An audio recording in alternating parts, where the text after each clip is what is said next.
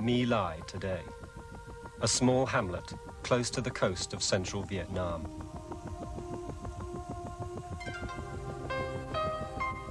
On their maps, the Americans called the area Pinkville, and that is how the massacre was known at first, the Pinkville Massacre.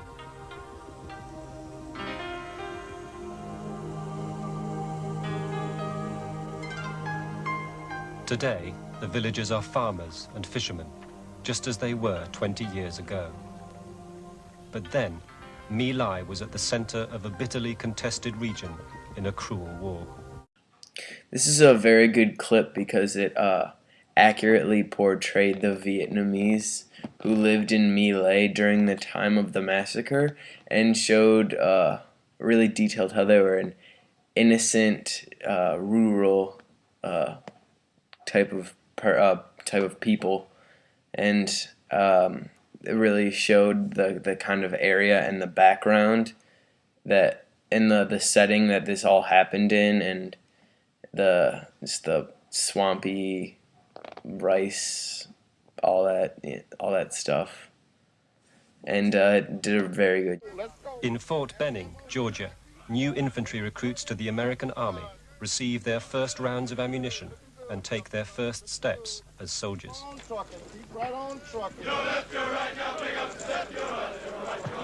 In 1967, at the height of the war, thousands of young men were sent here for basic training.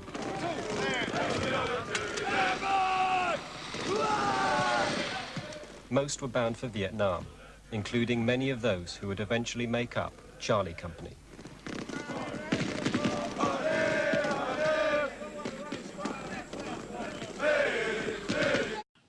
A couple things that this clip does very well is that it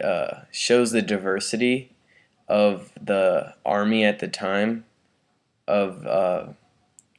this time in the war, and it also shows kind of how quickly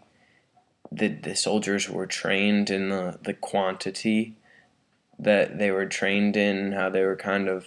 it kind of gives you an idea of how poorly trained they were and how not ready they were for the battles, and that kind of showed, especially with what happened in My Lai, and so it's a very good clip for that reason. Newsreel pictures show clearly enough the effect of booby traps. In the weeks leading up to My Lai, Charlie Company experienced many scenes like these. In a unit of little over 120 men, they lost 4 killed and 38 wounded, almost all by mines, booby traps, and snipers. They could seldom find an enemy to shoot back at,